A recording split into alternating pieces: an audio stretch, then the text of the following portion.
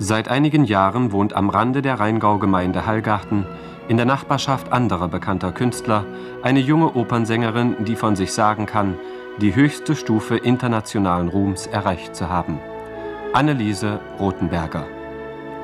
Sie ist auf fast allen Opernbühnen der Welt zu Hause. Die gebürtige Mannheimerin ist seit 10 Jahren mit dem Journalisten Gerd W. Dieberitz glücklich verheiratet. Ihr Ehemann ist zugleich ihr Manager.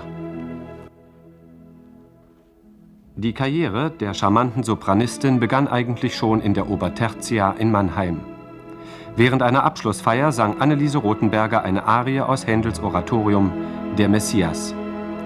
Sie erhielt damals ihre erste Zeitungskritik, die bereits lobende Worte enthielt. Doch vor den Erfolg haben die Götter den Schweiß gesetzt. So musste auch Anneliese Rothenberger noch hart arbeiten, um das zu werden, was sie heute ist: ein Weltstar der Opernbühne. Ein Star ohne Skandale und Skandälchen. Anneliese Rothenberger ist ohne die schrille Begleitmusik der Sensationen ihren Weg gegangen, der sie beständig nach oben führte. Nach ihrem ersten Engagement an der Hamburgischen Staatsoper im Jahre 1947 folgten Verpflichtungen an alle großen Opernbühnen sowie Rundfunk- und Fernsehstationen des Kontinents.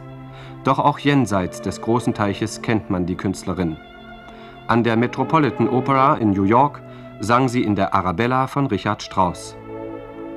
Der Bogen ihrer gesanglichen und darstellerischen Kunst reicht von Mozart über Verdi, Strauss und Puccini bis zu Gershwin.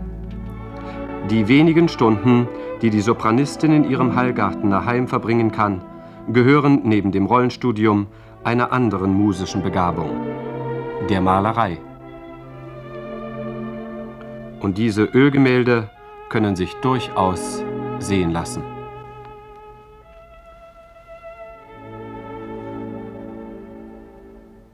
Frau Rothenberger, früher haben Sie sich hin und wieder der leichten Muse gewidmet, aber ich glaube, in der letzten Zeit widmen Sie sich nur noch der Oper. Warum?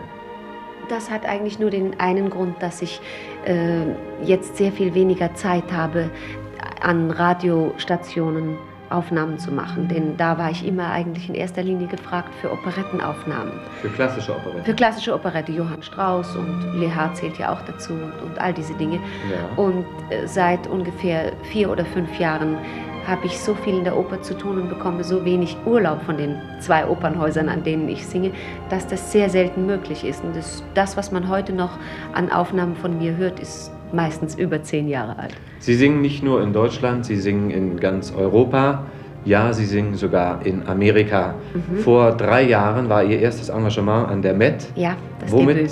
haben Sie dort gastiert? Ich habe die Stenka in Arabella von Richard Strauss als Debüt an der Met gesungen. Und es war ein triumphales Debüt. Es war ein sehr schöner Erfolg, Ja. ja, sehr schön. Und vor wenigen Tagen erst sind Sie von einer weiteren Amerika-Tournee zurückgekehrt. Ja. Nach Hallgarten, hier in Ihr wunderschönes Haus. Und in wenigen Tagen werden Sie wieder nach Amerika fliegen. Ja, wir müssen noch einmal zurück. Ich sage wir, weil ich mit meinem Mann ja nur reise. Wir müssen noch einmal hinüber zu einem großen Fernsehen. Ich singe die Gilda in Rigoletto drüben und wäre eigentlich lieber geblieben. Ich meine, wenn ich das Haus nicht hätte, wäre ich gleich drüben geblieben, aber ich muss sehr viel lernen.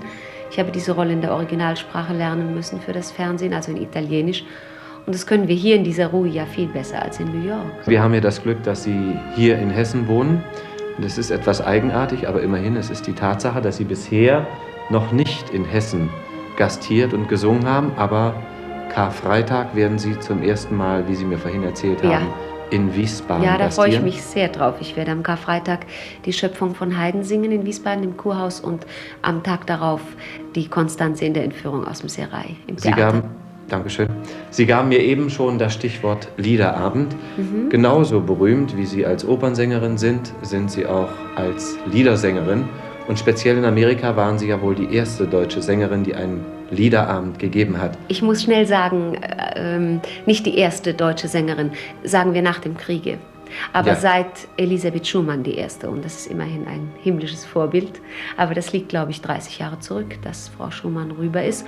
Und ich mache jetzt Tourneen mit Liederabenden durch Deutschland. Immer nach dem Engagement von der Met.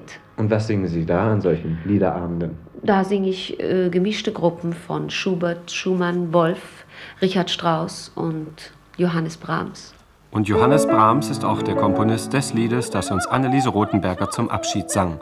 Sein Titel »Vergebliche Ständchen«. Guten Abend, mein Kind, ich komm aus Lieb zu dir. Ach, mach mir auf die Tür, mach mir auf die Tür, mach mir auf, mach mir auf, mach mir auf die Tür. Mein Tür ist verschlossen, ich lass dich nicht ein. Ich lass dich nicht ein. Mutter, die rät mir klug, wärst du herein mit Fug, wär's mit mir vorbei, wär's mit mir, wär's mit mir, wär's mit mir vorbei. So kalt ist die Nacht, so eisig der Wind, so eisig der Wind, dass mir das Herz erfriert, mein Leben löschen wird. Öffne mir, mein Kind, öffne mir, öffne mir, öffne mir, mein Kind. Lösche dein Leben, lass sie löschen nur,